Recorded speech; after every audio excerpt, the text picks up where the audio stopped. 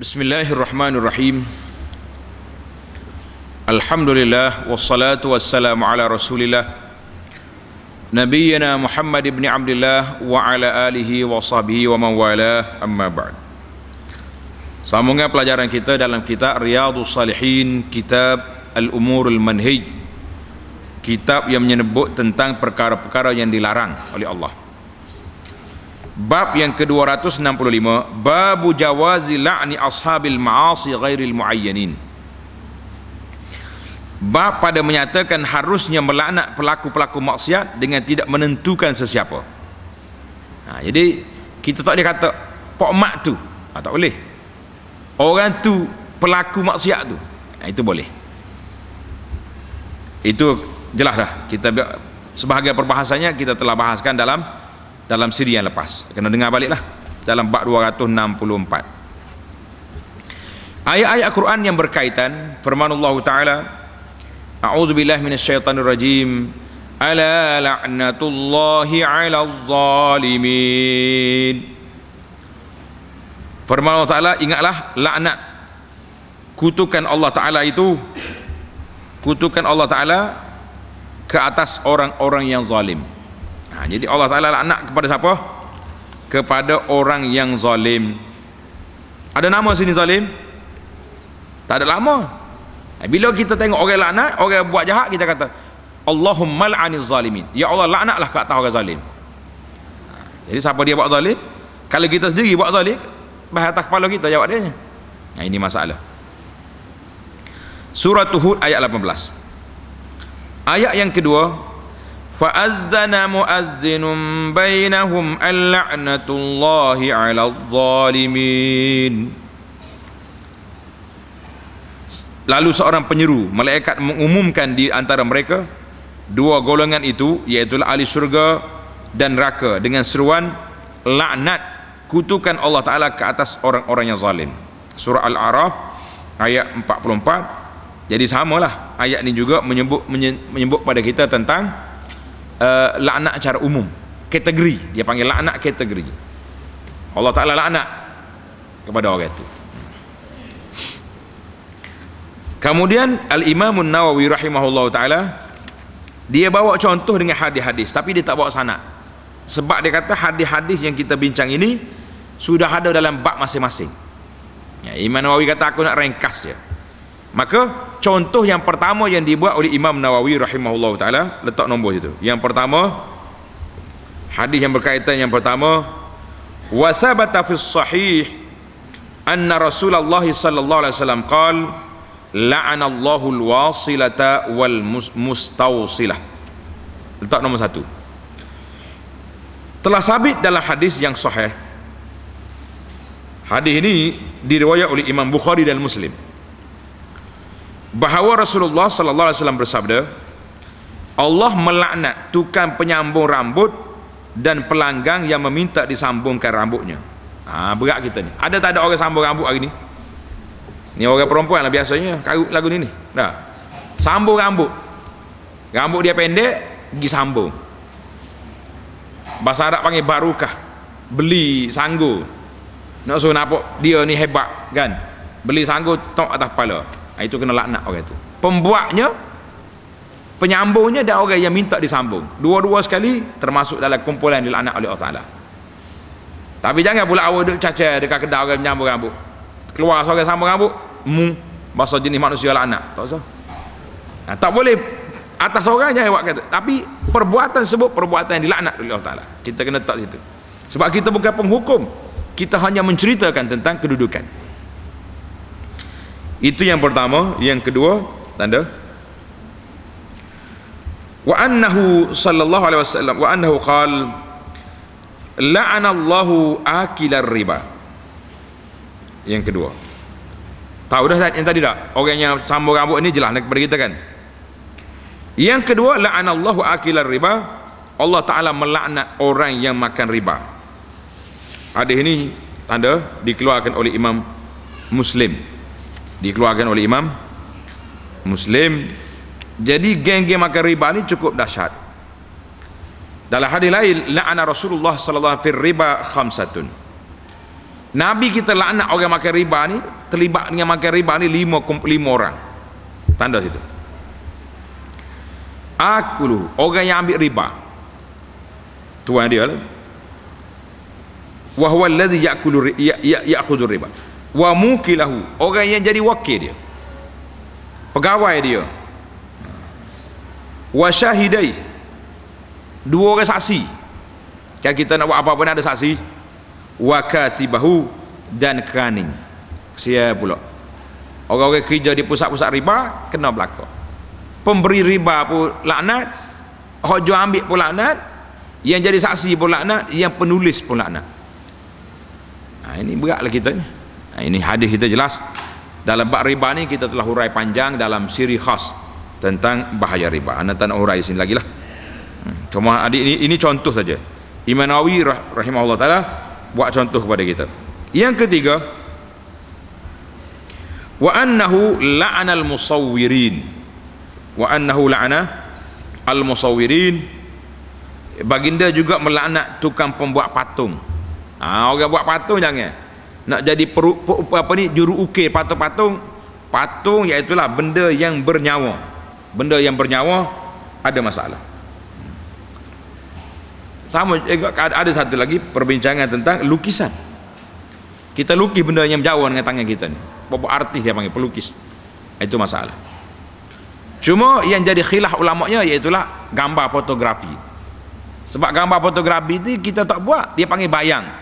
Maka itu boleh katakan majoriti ulama semasa kata tidak haram. Tetapi bukan haram kerana perbuatan itu, tapi dia panggil haram al-wasail. Haram penggunaan. Kalau kita ambil gambar orang benda-benda yang tidak halal, dia ambil gambar orang perempuan untuk aurat tentunya, maka itu haram dengan sebab penggunaan, bukan haram kerana kamera. Kamera tu boleh ambil belaka, nak ambil gambar masjid boleh, ambil gambar kera boleh, gambar monyet. Nah, ambil gambar orang boleh juga. Kalau nak dosa dua kali, ambil gambar orang, potong pula gambar tu, tulis macam-macam. Itu lagi teruk. Ini dipanggil bala akhir zaman. Yang pentingnya kesimpulan kitanya, orang yang buat patung binatang yang bernyawa. Orang buat patung, orang jaga patung pun teruk berlaku kena. Jadi tapi masalah manusia ni begitulah. Sayang. Suka sangat beli patung ni. Tak kira patung apa pun.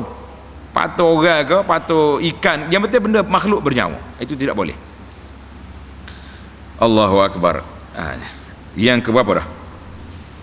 Yang keempat. Wa annahu qal la'ana Allahu man ghayyara manar al-ard. Allah Ta'ala melaknat sesiapa sahaja yang mengubah sempadan tanah. Orang ubah sempadan tanah ni cari pasar dia. Cari pasar ke tidak? Bapa tu cari pasar kan? Dia ambil batu tanda alih tak lain. Maka orang itu kena. Dalam hadis lain Nabi kata apa? Man iqtata'a shibra min al-ardi zulman tawwaqahu Allahu bihi yaumal qiyamah min sabi aradin. Siapa dia ambil tanah orang shibran, sejekar saja, sempadan sini kita alih sini sejekar, tapi satu jengkal ini digulung 7 lapis langit, lapis bumi, kecil ke besar? Tak nak pikul. Itu maknanya amaran keras daripada Nabi sallallahu alaihi wasallam. Hari ini nampaknya orang tak berapa nak takut dalam masalah sempadan-sempadan ni. Tanah orang main-main alih pagar lah, alih tu alih ni. Ini semua ni mengundang bala atas dunia ni. Hidup sebentar ya, tak sudut mikir panjang, tapi dalam akhirat esok nak pikul kan 7 lapis bumi ni bukannya kecil, walaupun satu jengkal. Yang kelima, wa annahu qala la'ana Allahu as-sariqa yasriqul baydata fatuqta'u yaduh. Allah melaknat pencuri, dia mencuri telur kemudian dipotong tangan dia. Yang kita naknya dalam bab laknat, Tuhan laknat pencuri. Dalam bab hukum potong tangan itu kita masuk dalam bab fiqh. Jadi jangan duduk main mencuri, kerana dia termasuk di dalam perkara yang dilaknat oleh Allah Ta'ala dengan syarat-syarat dia lah. Bukan semua curi benda ambil. Dia ambil selipar orang tangga, lepas tu potong tangan. Tak ada orang buat lagu tu. Ni orang panggil orang tak reti hudud. Lepas tu duk bercakap bab hudud. Akhir sekali nana lah cakap mengapu, orang panggil merampu. Yang ke-6, tanda nombor tu baru senang. Wa annahu qala la'anallahu man la'ana walidayhi. Allahu akbar. Allah melaknat orang yang melaknat ibu bapaknya. La haula wala quwwata illa billah. Ada ke manusia lagu ni? Ada. Orang laknat ibu bapa sendiri ada ke tak ada? Dia sebut dalam hadis ni, mana boleh tak ada. Nombor 4, hadis ni dikeluar oleh Imam Muslim. Hadis ni dalam Muslim. Ada dia punya takhrij hadis. Kata di mungkin orang ni tak tahu nak kata, orang tak puk lagu ni. Jadi pergi maki ayah dia sendiri. Dia kata bahasa jenis ayah tak kerti bahasa ni, laknat. Orang ni kena laknat Allah Ta'ala. Tapi jarang hak tu. Hak adanya macam ni. Macam ni. Bila Nabi sallallahu alaihi wasallam sebut tentang Nabi kita larang daripada melaknat ibu bapa, sahabat mari tanya, ya Rasulullah, ayal'anur rajulu walidayh? Ada ke orang laknat ayah sendiri ni? Ada ke mana lagu ni? Kita pun mikir ke tak? Kalau tidak orang gila, orang mabuk dadah lah. Ada ke dia gila anak ayah dia? Tak ada kan? Tapi sahabat nak faham juga macam mana maksud laknat dua ibu bapa. Qal na'am, Nabi kata ya, ada. Yasubbu abar rajuli fa yasubbu abah. Apabila orang ni maki sumpah ayah orang lain, dua orang ni kelahi, hak seorang ni kata mu ni basuh anak pok tak reti basuh, pok tak reti ajar. Kawan dia senyap ke bodoh, kau jawab juga, bapak mu lah tak reti ajarnya, basuh tu ni pok. Sudah. Itu dia panggil dosa dilaknat orang ni, sebab bila dia laknat ayah orang lain, orang tu laknat ayah kita. Itu maksud dia melaknat ibu bapa sendiri. Wa yasubbu ummahu fa yasubbu ummah. Dia pergi maki, kata huduh kepada mak orang ni, maka kawan itu pun kata huduh ke dia, mak dia. Jadi orang ni dikira maki mak sendiri. La ilaha illallah. Yang ke-7, wala anallahu man zabaha li ghairillah. Allah Ta'ala melaknat siapa saja yang menyembelih bukan kerana Allah, seperti kerana jin, kerana syaitan, kubur-kubur keramat dan sebagainya. Ini ada cerita ni. Bila apa ni sekolah ni kena histeria ke panggil tak? Budak-budak mengamuk ni. Mari ni pawang ni, pawang besar-besar dia panggil pawang itulah, kita malah sebut nama jenis pawang ni. Mari nak sembelih kambing putih dalam ni. Ini semua ni dia sembelih kerana jin. Sembelih kerana jin. Ataupun bila dapat, contohnya kita kata anak kita ni kalau periksa boleh lulu banyak, nak pergi sembelih dekat kubur wali, bernazar nak pergi sembelih kambing dekat kubur wali, ini semua ni perbuatan bersembelih bukan kerana Allah, kerana tok wali, tok keramat dan sebagainya. Ini bahaya. Benda tu berlaku. Jangan sembelih kerana Allah, lain pada kerana Allah, jangan. Ada juga ni orang tanya hukum, dia sembelih ayam untuk orang-orang Cina, orang apa ni yang bukan Islam ni, buat menyembah kali panggil. Ya, kita boleh makan ke ayat? Memang ayat sembelih untuk berhala, kenapa kita nak makan? Yang ke-8, yang betulnya nak la'an Allah tu, itu kalimah la'nah. Yang ke-8, wa annahu qala man ahdasa fiha hadasa au awa muhdisan fa alaihi la'natullahi wal malaikati wan nasi ajma'in. Tengok maksud dia nya, Nabi sallallahu alaihi wasallam bersabda, sesiapa yang melakukan sesuatu fiha hadasan, melakukan di Madinah hadasan, sesuatu hadas. Hadas di sini para ulama mengatakan, tulis nombor 1, maksud dia mereka bid'ah. Hak Nabi tak ajar. Contohnya Nabi ajar kalau nak ziarah kubur Nabi, pergi dekat bagi salam, assalamualaikum. Kita dah ajar seorang merangkak cium habis dinding kubur Nabi, itu dia panggil bid'ah. Ini berat. Ataupun hak tak pernah dibuat oleh Sayyidina Abu Bakar, Sayyidina Umar contohnya, kumpul orang duduk menari-nari, itu semua ni perbuatan-perbuatan dilaknat oleh Allah Ta'ala. Au awa muhdisan, ataupun awa muhdisan, melindungi pelaku-pelaku bid'ah ataupun pembuat fitnah. Jadi ulama kata dua kumpulan. Hadasan di sini sama ada buat perkara bid'ah dalam agama ataupun buat fitnah menimbulkan huru-hara dalam masyarakat. Itu dua-duanya kena laknat. Jadi orang ni buat lagu ni fa alaihi laknatullah, maka ke atasnya laknat Allah Taala, para malaikat dan juga manusia seluruhnya. Yang ke 9, wa annahu qala Allahumma al'an ri'lan wa zakwan wa usayyah asawallaha wa rasulah. Ya Allah, ya Tuhan kami, laknatilah Ri'al, Zakwan dan Usayyah. Jangan ambil nama ni, namanya Nabi laknat ni. Tapi Zakwan, nama ada orang Melayu nama Zakwan, nama kabilah. Kerana mereka telah menderhaki Allah dan Rasulnya. 3 kabilah ini adalah kabilah Arab. Cerita dia panjang lah, 3 dia panjang. Sebab mereka ni khianat, maka Nabi kita sallallahu alaihi wasallam laknat mereka. Yang ke 10, wa annahu qala la'ana Allahu al-yahuda ittakhadhu qubur anbiya'ihim masajid. Allah melaknat kaum Yahudi kerana mereka telah menjadikan makam kubur nabi-nabi mereka sebagai tempat ibadat, sebagai masjid. Nabi laknat puak Yahudi pengikut Nabi Musa dan Nasara, juga pengikut agama Nabi Isa AS, kerana mereka ni suka sangat bila mati Nabi dia buat masjid situ.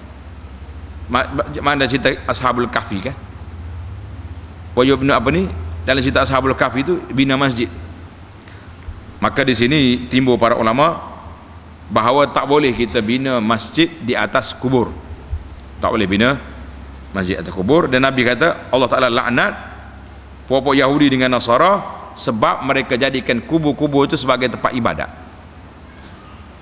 Hari ini kita tengok dalam gambar-gambar kubur wali-wali, kecil ke besar? Hoi, besar-besar. Pergi melawak tengok. Anak waktu anak pergi ke Mesir, kubur Imam Syafi'i di Kahirah, leceh, pakat gosok, pakat macam-macam benda. Kubur wali, kita pergi ke wali apa nama, Syed Badawi contohnya, penuh orang situ. Ini kubur-kubur wali telah dibina masjid jadi tempat ibadat. Akhir sekali jadi tempat orang minta benda-benda la haula wala quwata illa billah. Jadi kerana itulah kubur-kubur itu tidak dibenarkan buat binaan. Dalam fiqh kita duk belajar fiqh mazhab Syafi'i ini tak benar, dilarang daripada buat binaan di atas kubur. Tajsisul kubur, la tajassul kubur, jangan buat kubur ni dengan kapur, dengan semin, tak boleh buat binaan atas kubur, jangan buat. Itu Nabi kita larang. Yang jadi peliknya, semua dalam kitab kita, dalam kitab fiqh Syafi'i, Jawi ke Arab ke, larang belaka. Tapi tidak menjadi perbincangan. Ustaz-ustaz kita, tok-tok lebah kita, semua pakat buat bina atas kubur belaka.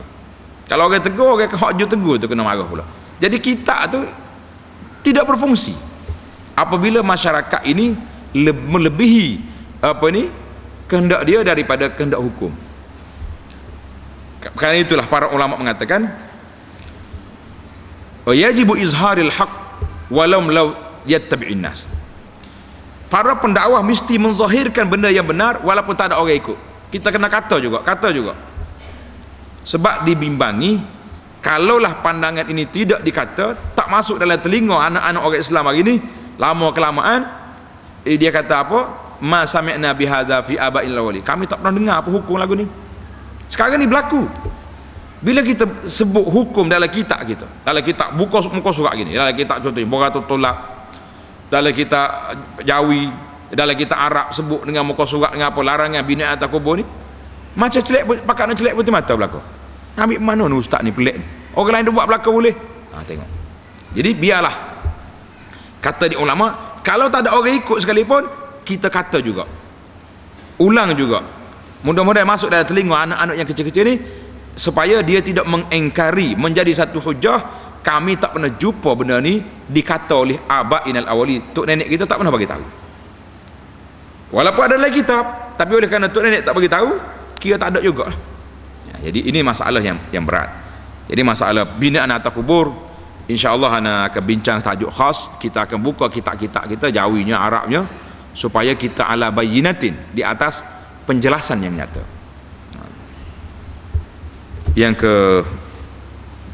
Yang terakhir, yang ke-11. Wa annahu sallallahu alaihi wasallam la'ana al-mutasyabbihina minar rijal bin nisa wal mutasyabbihati minan nisa'i bir rijal. Baginda juga melaknat orang laki-laki yang menyerupai perempuan dan orang perempuan yang menyerupai laki-laki. Sama ya, dalam pakaian ke, dalam pergaulan ke, dalam apa ni, cara bercakap, cara berjalan. Dia berjalan pakai orang laki-laki pakai kasih tumit tinggi, ketuk-ketak berjalan, dia golek punggung. Nah, apa cerita ni pondai ke pandai nama lagi ni. Itu orang ni orang kena laknat. Tapi kalau ni pelajar ni jumpa dengan pandai esok, jangan ni manusia laknat lah, tak boleh. Laknat muayyan lah, cuma sifat orang yang menyerupai laki-laki perempuan kena laknat. Ramai lagi ni, ramai.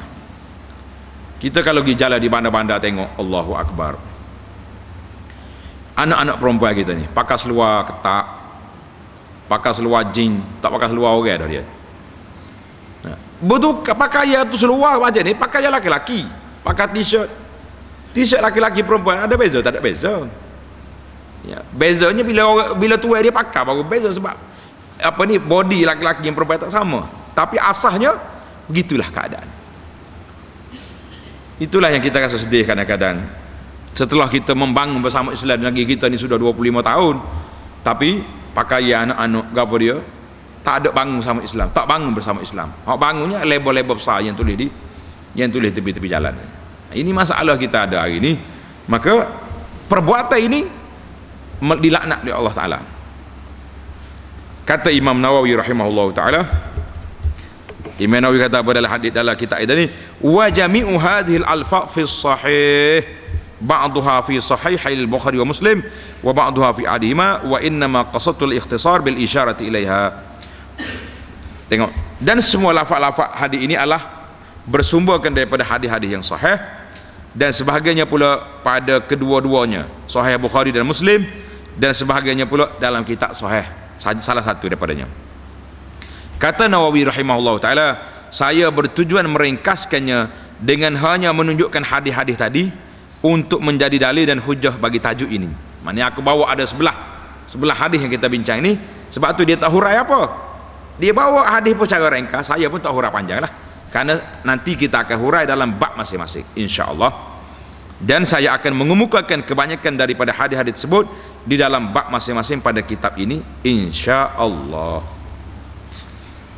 Pengajaran daripada hadis tadi, yang pertama, harusnya melaknat pelaku-pelaku dosa besar tanpa menentukan sesiapa. Kita laknat perbuatan.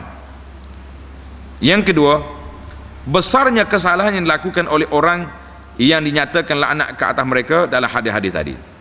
Jadi sebelah perkara ni, contoh baru ni, nak banyak lagi kita akan baca dalam kitab ni, akan jumpa lah ni kitab kita dah baca hari ni, kita akan jumpa banyak lagi perkara-perkara.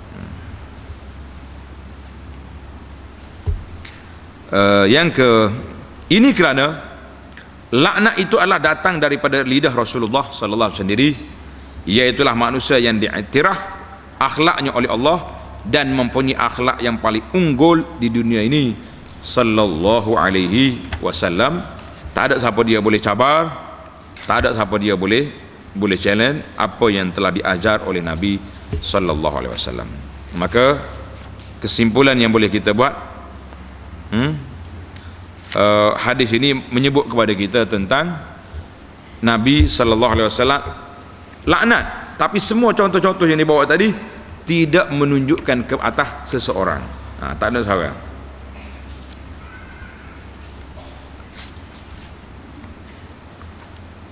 InsyaAllah kita akan sambung lagi dalam perbincangan akan datang.